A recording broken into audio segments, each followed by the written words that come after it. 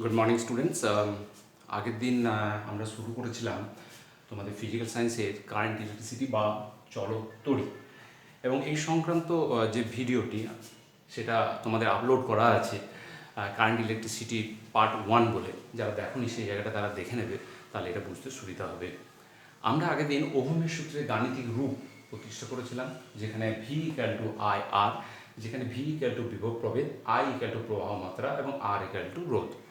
একটা জিনিস সবসময় খেয়াল রাখবে, ভিটা বিভব প্রভেদ। আগের দিন আমরা বিভব এবং বিভব প্রভেদের মধ্যে কি পার্থক্য সেটা বলেছিলাম, যদিও দুটোরই একক একই।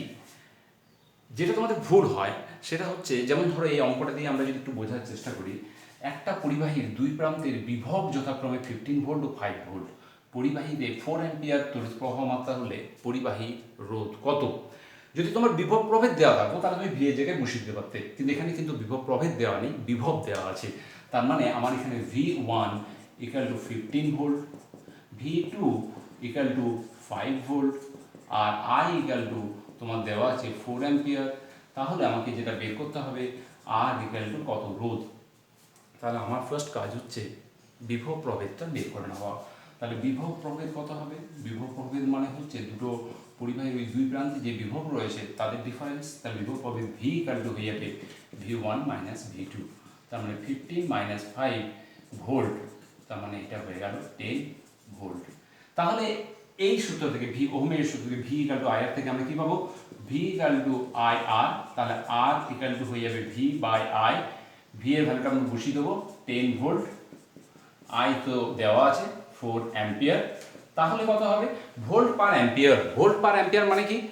1 ভোল্ট বাই 1 অ্যাম্পিয়ার। এটার মানেটা কি হচ্ছে? বলছে নির্দিষ্ট উষ্ণতায় কোনো একটা নির্দিষ্ট উপাদানের কোনো একটা পরিবাহীর দুই প্রান্তের যদি বিভব পার্থক্য 1 ভোল্ট হয় এবং ওই পরিবাহীর মধ্যে দিয়ে যদি 1 অ্যাম্পিয়ার কারেন্ট পাস করে, তাহলে পরিবাহী রোধ হয় 1 ওহম। তাহলে ভোল্ট পার অ্যাম্পিয়ার মিনস হচ্ছে ওহম, 1 ওহম, এটা ডেফিনিশনস। তাহলে আমরা এখান থেকে পাবো কি? 10/4 মানে হচ্ছে 2.5, আর ভোল্ট পার অ্যাম্পিয়ার মানে হচ্ছে ওহম, বা এটাকে আমরা সিম্বলিক্যালি এটা লিখতে পারি, এটা ওহমের চিহ্ন। তাহলে আশা করি তোমাদের বোঝা গেছে যে বিভব প্রভেদ থাকলে কি করতে হবে। আর এখানে রোধের একক সম্বন্ধ তোমাদের আইডিয়া হলো যে রোধের রেশা একক হচ্ছে গিয়ে ওহম। ঠিক আছে, এইভাবে একটা জিনিস বলি যে আমাদের ওহমকে আমরা এইভাবে একটা ওমেগা চিহ্ন দিয়ে ওমেগা দিয়ে প্রকাশ করি। যদি বড় একক বোঝাতে হয় তাহলে কিলো ওহম, বা ধরো মেগা ওহম, বা ছোট ওহম, ছোট রোধ বোঝাতে গেলে আমরা সেটাকে মাইক্রো ওহম এভাবে প্রকাশ করি। এখানে তোমাদের আরেকটা কোশ্চেন আছে যে রোধের সংজ্ঞা দাও ওহমের সূত্র থেকে। দেখো, এর আগের দিন যখন আমরা ওহমের সূত্রটা ডিরাইভ করি তখন কিন্তু রোধ সম্বন্ধে বলেছিলাম। রোধটা কি না? রোধটা হচ্ছে পরিবাহীর মধ্যে একটা ধর্ম, যেটা ওই পরিবাহীর মধ্য দিয়ে প্রবাহ মাত্রাটাকে নিয়ন্ত্রণ করে। কীরকমভাবে নিয়ন্ত্রণ করে? রোধ অ্যাকচুয়ালি বাধা। তাহলে পরিবাহীর ক্ষেত্রে যদি বাধা বেশি হয়, মানে রোধটা যদি বেশি হয়, তাহলে তড়িৎ প্রবাহ কম হবে। আর যদি বাধাটা যদি কম হয় তাহলে, অর্থাৎ রোধটা যদি কম হয়, তাহলে তড়িৎ প্রবাহ বেশি হবে। আমরা এই ওহমের সূত্র থেকেও রোধের সংজ্ঞা দিতে পারি। কিভাবে দিচ্ছি দেখো, ভি ইকাল টু হচ্ছে আই আর, তাহলে আর ইকাল টু হয়ে যাবে ভি বাই আই। যদি এই ইকুয়েশনটাতে আমরা আই ইকাল টু 1 পুট করি, আই ইকাল টু 1 মিনস কি? তার মানে যদি তড়িৎ প্রবাহ যদি একক হয় তাহলে কি হচ্ছে? তাহলে আর ইকাল টু হয়ে যাবে V by 1, that is V. তার মানে আর ইকাল টু ভি হবে। এটা কখন হবে?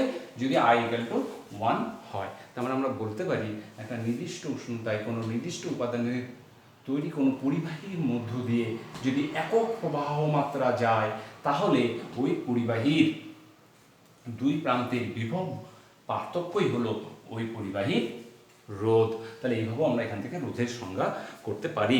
আচ্ছা, রোধের আমরা আগে যখন আগের দিনে আলোচনা করেছিলাম আধানের একক, তড়িৎ প্রবাহের একক, বিভবের একক, সেরকমভাবে রোধের এককটাও জেনে নিই।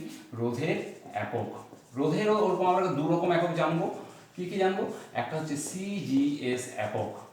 তোমাদের নিশ্চয়ই মনে আছে যে আধানের একক সিজিএস একক বলেছিলাম স্ট্যাট কুলম, কারেন্টের বলেছিলাম স্ট্যাট অ্যাম্পিয়ার, বিভবের ক্ষেত্রে স্ট্যাট ভোল্ট। তাহলে এই রোধের ক্ষেত্রে এটা হয়ে যাবে স্ট্যাট ওহম, স্ট্যাট ওহম। আর এসআই একক তো আমি এখনই বললাম, সেটা হচ্ছে ওহম। তাহলে রোধেরও আমাদের এককগুলো জানা হলো। তাহলে এবার রোধের মাত্রাটা কি? দেখো, রোধের মাত্রা এইগুলো খুব আসে তোমাদের, বিশেষ করে শর্ট কোশ্চেন্স বা তোমার এমসিকিউতে খুব আসে। রোধের মাত্রা কীভাবে বের করবো মনে রাখবে না, মুখস্থ করার দরকার নেই, তুমি বুঝে নাও শুধু। ভি ইকাল টু আই আর, তাহলে ভি ইকাল টু আই আর, তাহলে আর ইকাল টু হয়ে যাবে ভি বাই আই। ভি এর মাত্রা কিন্তু আগের দিন আমরা বের করেছিলাম কিভাবে ভি এর মাত্রা বের করে। ভি এর মাত্রা হচ্ছে এম এল স্কোয়ার, দেখে নাও একটু, M L square T to the power minus 3 A to the power minus 1। আর কারেন্টের মাত্রা জানো, সেটা হচ্ছে এ, তাহলে এর মাত্রাটা কি হয়ে যাবে M L square T to the power minus 3 A to the power minus 2। MCQ এর জন্য ভীষণ ইম্পর্টেন্ট এই ধরনের কোশ্চেন তোমাদের কিন্তু এমসিকিউতে ভীষণ আসে। এরপর আমরা যে চলে আসি রোধের শ্রেণী বিভাগ। রোধের একটু শ্রেণী বিভাগ সম্বন্ধে আমরা একটু জেনে নিই। শ্রেণী বিভাগ দেখবে আমরা রোধের মান অনুযায়ী রোধকে আমরা সাধারণত 3 ভাগে ভাগ করি। একটাকে আমরা বলি নিম্ন রোধ বা লো রেজিস্ট্যান্স, একটাকে আমরা বলি সাধারণ রোধ বা অর্ডিনারি রেজিস্ট্যান্স, আর একটাকে আমরা বলি উচ্চ রোধ বা হাই রেজিস্ট্যান্স। নিম্ন রোধগুলো কোনগুলো বলবো, যেগুলো 1 ওহম অপেক্ষা কম, এই মানের রোধকে আমরা নিম্ন রোধ বলবো। সাধারণ ওহম রোধ কোনগুলো বলবো, যেগুলো 1 ওহম থেকে 1000 ওহমের মধ্যে হবে। উচ্চ রোধ কোনগুলো, সেগুলো এই 1000 ওহমের থেকে যেগুলো বেশি হবে, অপেক্ষা বেশি। তড়িৎ বিজ্ঞানে জেনারেলি 0.1 থেকে 1000 ওহম রোধেরই ব্যবহার করা হয়।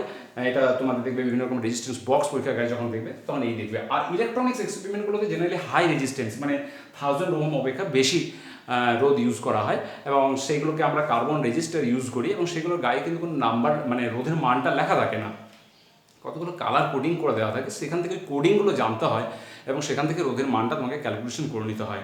এই সংক্রান্ত how to identify the resistance, রোধ কীভাবে শনাক্ত করবে সে সংক্রান্ত একটা ভিডিও অলরেডি আপলোড করা আছে, তোমরা সেখান থেকে পরিষ্কার বুঝতে পারবে। এইবারে চলে আসি যে রোধ কিছু কিছু বিষয়ের উপরে নির্ভর করে, বা রোধ কোন কোন বিষয়ের উপর নির্ভর করে আমরা রোধের নির্ভরশীলতাগুলো একটু পড়ে নিই। রোধের নির্ভরশীলতা যে সমস্ত বিষয়গুলির উপর নির্ভর করে: 1 দৈর্ঘ্যের উপর নির্ভর করে, 2 প্রস্থচ্ছেদের ক্ষেত্রফল মানে পরিবাহীর প্রস্থচ্ছেদের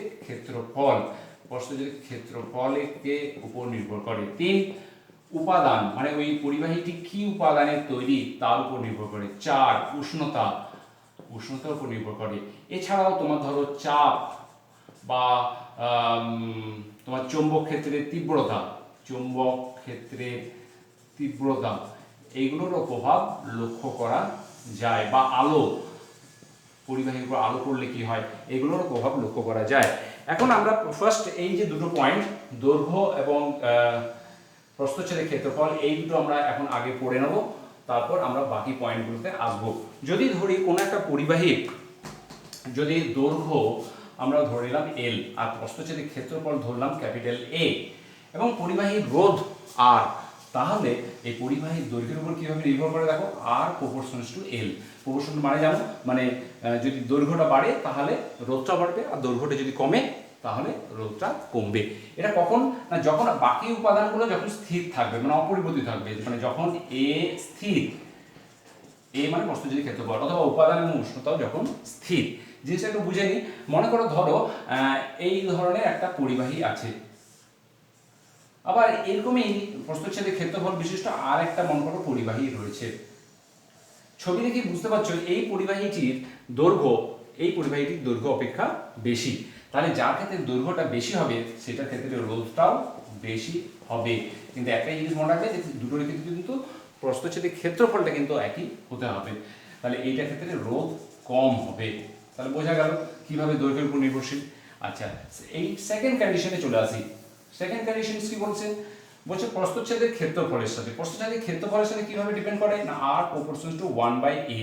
1/a যে এটা মানে কি, মানে ব্যস্তানুপাতিক। তার মানে প্রস্থচ্ছেদের ক্ষেত্রফলটা যদি বাড়ে মানে মোটা তার যদি হয় তাহলে রোধটা কম হবে, আর যদি প্রস্থচ্ছেদের ক্ষেত্রফল কমে মানে অপেক্ষা যদি পাতলা তার হয় তাহলে সেক্ষেত্রে রোধটা বেশি হবে। এটা কখন না, যখন এল স্থির, এল এবং এই উপাদান এবং উষ্ণতাটাও যদি স্থির হয় তাহলে এই কন্ডিশনসটা হবে।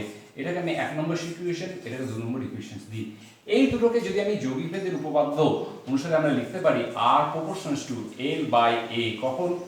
যখন এ ও এল পরিবর্তনশীল, পরিবর্তনশীল, বা এই সমানুপাতিক চিহ্নটাকে আমি যদি সমান দিই তাহলে এখানে আমাকে একটা ধ্রুবক লিখতে হবে। ধ্রুবক লিখলাম, এই ধ্রুবকটা কি বলা হয়? রো। ঠিক আছে, রো, এই চিহ্নটাকে রো বলা হয়, ইকুয়াল টু এল বাই এ। এখানে এই রো, এইটাকে, এই ধ্রুবকটিকে বলা হয় আপেক্ষিক রোধ বা রোধাঙ্ক। আপেক্ষিক রোধ বা রোধাঙ্ক। তাহলে এখানে আমরা আরেকটা নতুন টার্ম শিখলাম, জানলাম, সেটা হচ্ছে রোধাঙ্ক। তাহলে রোধাঙ্ককে আমরা কিভাবে ডিফাইন করব, কিভাবে সংজ্ঞায়িত করব? তাহলে এই কোয়েশ্চেনটা কিন্তু খুব ইম্পর্টেন্ট। এই কোয়েশ্চেনটা আমরা লিখে রাখো। এখানে আমি লিখে রাখলাম R equal to rho L by A. R equal to rho L by A. ঠিক, এবার দেখো কিভাবে এটাকে আমি সংজ্ঞায়িত করছি। দেখো এই যে ইকুয়েশনসটা R equal to rho, R equal to rho L by A, যদি মনে করো আমরা এল এর ভ্যালুটা 1 আর এ ইকুয়াল টু যদি 1 বসিয়ে দিই, তাহলে আচ্ছা এল ইকুয়াল টু মানে কি? 1 মানে এল ইকুয়াল টু 1 মানে যে একক দৈর্ঘ্য, আর এ ইকুয়াল টু 1 মানে কি? একক প্রস্থচ্ছেদের ক্ষেত্রফল বিশিষ্ট বা একক ক্ষেত্রফল বিশিষ্ট। তাহলে এই L equal to 1, A equal to 1 যদি এই ইকুয়েশনটা পুট করি, তাহলে আর ইকুয়াল টু কত আসবে? দেখো রো এল এর জায়গায় 1, এর জায়গায় 1, তাহলে 1 বাই 1 দ্যাট ইজ 1, তাহলে rho into 1 equal to rho, rho, তাহলে আর ইকুয়াল টু রো। তাহলে দেখলাম কি, তাহলে রোধের সমানই হয়ে গেল রোধাঙ্ক, বা রোধাঙ্কই রোধের সাথে সমান। কিন্তু কখন? যদি এ ইকুয়াল টু 1 আর এ ইকুয়াল টু 1 হয়। এবং শুধু তাই নয়, এই উপাদানগুলো কিন্তু সেক্ষেত্রে স্থির থাকতে হবে। তাহলে আমরা কি বলবো যদি সংজ্ঞায়িত করি? তাহলে নির্দিষ্ট উষ্ণতায় নির্দিষ্ট উপাদানের তৈরি কোনো একটা পরিবাহীর একক একক দৈর্ঘ্য এবং একক ক্ষেত্রফল বিশিষ্ট কোনো পরিবাহীর রোধই হলো ওই পরিবাহীর রোধাঙ্ক। তাহলে এইভাবে আমরা রোধাঙ্ককে সংজ্ঞায়িত করতে পারি। এইবার একটু চলে আসি যে রোধাঙ্ক যখন শিখলাম, যখন একটা নতুন, তাহলে রোধাঙ্কের এককটাও আমরা জেনে নিই। রোধাঙ্কের একক দেখো, এটাও কিন্তু আমরা এই ডেফিনিশনটাকেই লিখবো, R equal to rho L by A. তাহলে রো, রো মানে রোধাঙ্ক ছিল, রো ইকুয়াল টু পেয়ে যাবে আর এ বাই এল। এই কোয়েশ্চেনটাতে যদি আমরা ধরো আমরা এককগুলো যদি আমরা বের করি, তাহলে কি আসবে দেখো, এটাতে যদি আমরা রোধের একক তোমরা কিন্তু জানো, আমি আজকেও বললাম, রোধের একক হচ্ছে ওহম। আচ্ছা, এটা কি? এটা হচ্ছে পরিবাহীর প্রস্থচ্ছেদের ক্ষেত্রফল, মানে ক্ষেত্রফল। ক্ষেত্রফলের একক কি হয়? Metre square. যদি আমি এসআই পদ্ধতি নিই তাহলে মিটার স্কোয়ার। আর এলটা কি? দৈর্ঘ্য। দৈর্ঘ্যের এসআই একক কি হয়? মিটার। তাহলে আমি এখানে লিখলাম মিটার। ঠিক, তার মানে দেখো এই একটা কেটে গেল, তাহলে ওহম ইন্টু মিটার, মানে ওহম মিটার। তাহলে আমরা এখান থেকে রোধাঙ্কের একক আমরা বের করে নিলাম। আচ্ছা, তোমাদের একটা কোশ্চেন প্রায় আসে এখান থেকে, যে দেওয়া থাকে যে 18 ডিগ্রি সেন্টিগ্রেড উষ্ণতায়, মনে করি এইরকম একটা সিম্পল আমি একটা কোশ্চেন দিই, খুব আসে 1 মার্কসের। 18 ডিগ্রি সেন্টিগ্রেডে উষ্ণতায়, তার মানে এখানে পার্টিকুলার টেম্পারেচার কথা বলে দেওয়া আছে।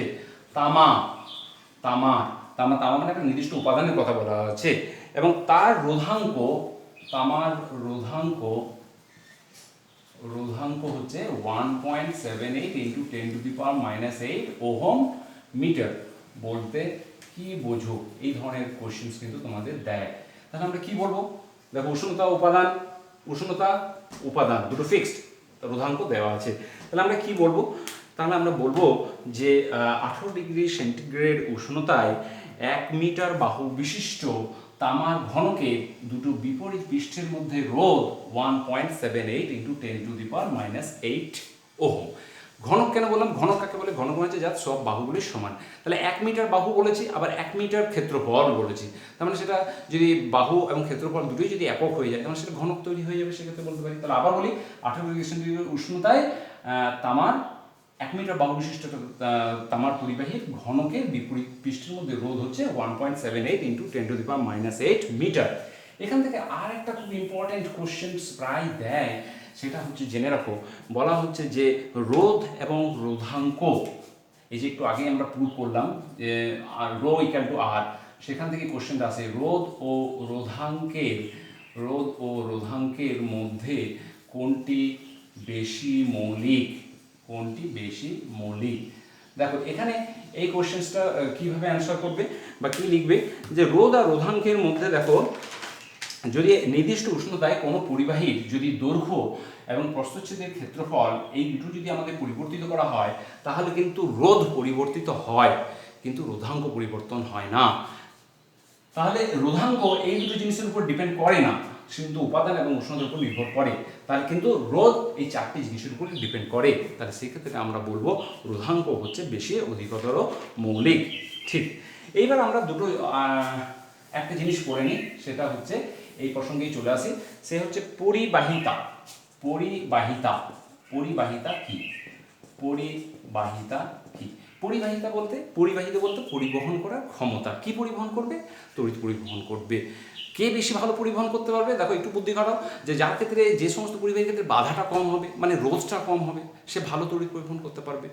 আর যার ক্ষেত্রে বাধাটা মানে রোধটা বেশি হবে, সে কম পরিবহন করবে। তাহলে পরিবাহিতাকে আমরা এইভাবে লিখতে পারি, পরিবাহিতা যদি কে হয় তাহলে K equal to R 1/r। রোধ বেশি হলো, পরিবাহিতা কম, রোধ কম তাহলে পরিবাহিতা বেশি। তাহলে পরিবাহিতার একক কি হবে? পরিবাহিতার একক হবে 1 রোধের একক হয় ওহম, রোধের একক হচ্ছে ওহম, এইভাবে মনে রাখো, ও এইচ ওহম। তাহলে 1/ওহম মনে রাখার সুবিধার জন্য বলি, ও এইচ এম উল্টো করে দাও, এম এইচ ও, তাহলে এইটাকে বলা হয় মো। ওহমকে আমরা কিভাবে লিখছিলাম? ওহমকে আমরা লিখতাম এইভাবে, চিহ্ন দিয়ে লিখতাম। তাহলে মোকে কিভাবে লিখবো? যেহেতু এর উল্টো হয়ে গেল, তাহলে এইটাকে আমরা লিখবো এইভাবে, এটা হচ্ছে মো এর চিহ্ন। এছাড়া আরেকটা একক ব্যবহার করা হয় যেটাকে আমরা বলি সিমেন্স, সেটাকে এস দিয়ে আমরা ডিনোট করি। এই প্রসঙ্গে বলে রাখি যে অতি পরিবাহিতা, অতি পরিবাহিতা বলতে কি বুঝো? এখানে একটা কোশ্চেন্স আছে, আমি একটু আলোচনা করবে যে অতি পরিবাহিতা। তার আগে আরেকটা ছোট্ট করে পরিবাহিতাঙ্কটা জেনে নিই, তাহলে তোমাদের ওটা বুঝতে একটু সুবিধা হবে। পরিবাহিতাঙ্ক, একটু আগে আমি তোমাদের রোধাঙ্ক বললাম, পরিবাহিতাঙ্ক কি? পরিবাহিতাঙ্ক হচ্ছে রোধাঙ্কের অনন্য।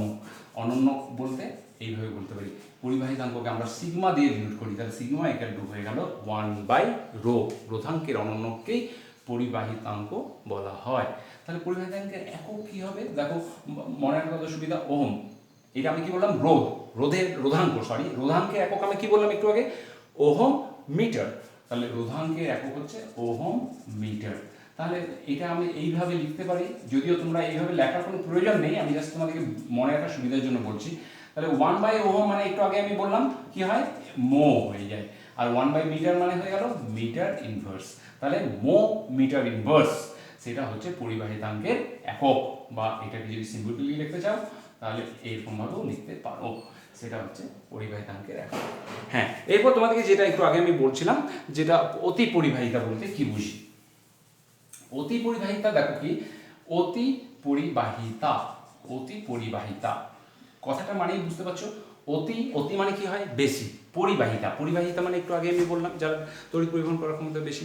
তার মানে তাহলে অতি পরিবাহিতা কি হবে না? যে পরিবাহীর পরিবহন করার ক্ষমতা বেশি, অনেক বেশি, তাদেরকে বলা হয় অতি পরিবাহিতা। তাহলে কাদের ক্ষেত্রে পরিবহন করার ক্ষমতা বেশি হবে? যাদের ক্ষেত্রে রোধ বা রোধাঙ্কটা যত কম হবে, তাহলে সেইগুলোর ক্ষেত্রেই আমাদের অতি পরিবাহিতা বেশি হয়।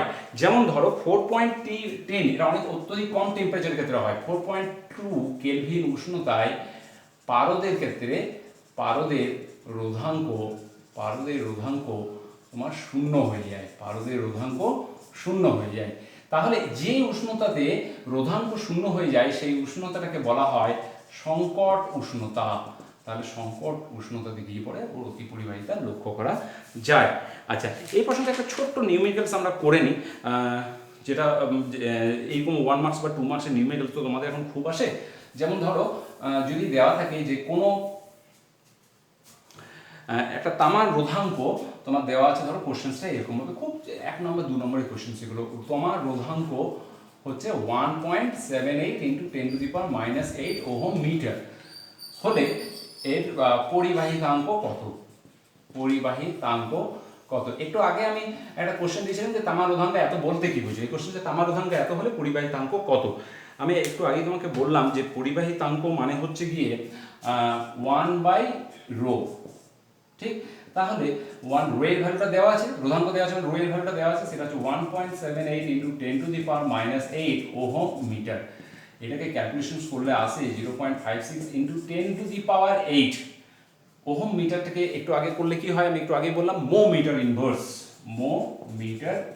ইউনিটগুলো তোমরা কিন্তু খেয়াল রাখবে, এই ইউনিটগুলো এখান থেকে ইউনিটগুলো জানা যায়, যে একটা স্টুডেন্ট ইউনিটগুলো জানে কি না এখান থেকেই ব্যাপারটা বুঝে নেন স্যাররা, তাহলে এরকম ধরনের একটা কোয়েশ্চেন তোমাদেরকে দিতে পারে। আচ্ছা, লাস্টলি আমরা একটু বলি, যখন তোমাদেরকে ফার্স্ট এখান আমরা বলেছিলাম যে রোধ কোন কোন বিষয়ের উপর নির্ভর করে, তখন আমরা এই বিষয়গুলো কিন্তু আলোচনা করেছিলাম, যে দৈর্ঘ্য আর প্রস্থের ক্ষেত্রফল, তখন ধরে ওটাই আলোচনা করলাম, এই ব্যাপারগুলো কিন্তু অতটা আলোচনা করিনি। এবার দেখো উপাদানের উপর কীভাবে নির্ণয় করে না, পরিবাহীটি যে উপাদানের তৈরি, এক একটি উপাদানের তৈরি হলে তার কিন্তু রোধাঙ্ক আলাদা আলাদা হয়। যেমন ধরো রূপার রোধাঙ্ক অনেক হচ্ছে কম, আবার ধরো নাইক্রোম বা এই ধরনের ধাতুগুলো সেগুলো হচ্ছে কিন্তু আবার রোধাঙ্ক অনেক বেশি, মানে এটা কিন্তু উপাদানের উপর নির্ভর করে। প্রসঙ্গে একটা কোশ্চেন বলে রাখি, যেমন যদি বলি যে রূপার রোধাঙ্ক হচ্ছে সবচেয়ে কম, তাহলে তোমাদের মনে কোশ্চেন আসতে পারলে তাহলে আমাদের যে তারগুলো ইউজ করা হয়, তাহলে তো স্যার সেগুলো রোধাঙ্ক রূপার তারই ইউজ করলেই ভালো হতো, কেন রোধাঙ্ক কম হলে কী হবে, পরিবহনটা বেশি হবে। কিন্তু না, আমাদের যেগুলো তামার তার ব্যবহার, কেন না রোধাঙ্কের হচ্ছে কি হলো যে রোধাঙ্ক কম, এই রূপার ক্ষেত্রে রোধাঙ্কটা কম হলেও সেটি কিন্তু কস্টলি, সেই কারণের জন্য আমাদের তামাপ ব্যবহার করা হয়। আচ্ছা, চলে আসি উষ্ণতার উপর কীভাবে নির্ভর করে না, জেনারেলি ধাতব পরিবাহীগুলোর ক্ষেত্রে উষ্ণতা যদি বাড়ে তাহলে রোধটাও বেড়ে যায়। যেমন ধরো আমি ধরলাম T0 ডিগ্রি সেন্টিগ্রেড উষ্ণতায় কোনো একটা পরিবাহীর রোধ হচ্ছে R0, T ডিগ্রি সেন্টিগ্রেড, টিটা কি না T0 থেকে বড়, এই কন্ডিশনটা লিখে নেবে, T>T0, তো T ডিগ্রি সেন্টিগ্রেড উষ্ণতায় মনে করো রোধটা হয়ে গেল RT, তাহলে এদের রিলেশনটা কীরকম হবে না RT = R0 × 1 + আলফা × T-T0 মানে হচ্ছে উষ্ণতার পার্থক্য। এই আলফাটা কি, এইটা হচ্ছে একটা ধ্রুবক, এটাকে বলা হয় রোধের উষ্ণতা গুণাঙ্ক। এই সম্বন্ধে আমরা পরবর্তী ক্ষেত্রে আলোচনা করব, রোধের উষ্ণতা গুণাঙ্ক। ঠিক আছে, তাহলে ধাতব পরিবাহীগুলোর ক্ষেত্রে কি হয়, ধাতুর ক্ষেত্রে এই আলফার মানটা আলফা ধনাত্মক হয়, তাহলে ধনাত্মক হয়, তাহলে আলফা মানটা যদি ধনাত্মক হয় তাহলে কি হবে, তাহলে টেম্পারেচার যত বাড়বে এই ভ্যালুটা তত বাড়বে, মানে RTটা তত বাড়বে, মানে সেক্ষেত্রে RTটা > R0 হবে, মানে টেম্পারেচার বাড়ার সাথে সাথে রোধটা বাড়বে। কিন্তু অর্ধ পরিবাহীগুলোর ক্ষেত্রে আবার কি হয়, ঠিক উল্টো হয়। অর্ধ পরিবাহী, যেমন ধরো অর্ধ পরিবাহী উদাহরণ কি, জার্মেনিয়াম, সিলিকন, এই সমস্তগুলোর ক্ষেত্রে এই আলফার মানটা ঋণাত্মক হয়, ঋণাত্মক মানে নেগেটিভ হয়, তাহলে সেই ক্ষেত্রে কিন্তু আবার RTটা কি হয়ে যাবে, R0 হয়ে যাবে, তার মানে টেম্পারেচার বাড়ার সাথে সাথে সেগুলোর রোধটা কমে যাবে। এছাড়া এমনও কিছু ধাতু বা ধাতু সংকর রয়েছে যেগুলো কিন্তু উষ্ণতার সাথে সেরকমভাবে পরিবর্তিত হয় না, যেমন ধরো কনস্ট্যান্টাইন বা ম্যাঙ্গানিন, এই সমস্তগুলো, এগুলো কিন্তু তোমাদের শর্ট কোয়েশনের পক্ষে ভীষণ ভীষণ ইম্পর্টেন্ট। লাস্টলি আরেকটা জিনিস, তাহলে আমাদের উপাদান হলো, উষ্ণতা হলো, এরপর আমাদের থাকলো চাপের উপর কীভাবে বার করে। অনেক সময় কোয়েশ্চেন আসছে যে কোনো একটা পরিবাহীর ক্ষেত্রে চাপ বাড়ালে রোধটা বাড়বে না কমবে। জেনারেলি কী হয়, যেমন ধরো কার্বন চূর্ণ বা এই সমস্তগুলোর ক্ষেত্রে যদি চাপটা বাড়ানো হয় তাহলে কিন্তু রোধটা কমে যায়, চাপের ক্ষেত্রে এইভাবে পরিচিত হয়। চৌম্বক ক্ষেত্রে তীব্রতা, এগুলো সব 1 মার্কসের কোয়েশ্চেনের জন্য তোমাদেরকে বলে দিই। চৌম্বক ক্ষেত্রে তীব্রতা, যেমন ধরো বিসমাথ বা এই সমস্ত ধাতুগুলোকে যদি একটা চৌম্বক ক্ষেত্রের মধ্যে নিয়ে আসা হয় এবং সেক্ষেত্রে যদি তীব্রতাটা বাড়ানো হয় তাহলে সেক্ষেত্রে তাদের কিন্তু রোধটা বৃদ্ধি পায়। আর একটা থাকলো কি, আলোর উপরেও কিন্তু কিছুটা ডিপেন্ড করে। যেমন ধরো সেলেনিয়াম বলে ধাতুর উপরে যদি মনে করো আলো ফেলা হয় তাহলে তাদের ক্ষেত্রে কি হয়ে যায়, রোধটা কমে যায়, রোধ হ্রাস পেয়ে যায়। তাহলে এইগুলো হলো রোধাঙ্ক, এই সমস্তগুলো নেক্সট ভিডিওতে আমরা রোধের সমবায় সম্বন্ধে পড়াশোনা করব। তোমরা এগুলো ডিটেলস পড়ো এবং অবশ্যই চ্যানেলটি সাবস্ক্রাইব করবে। ভালো থেকো।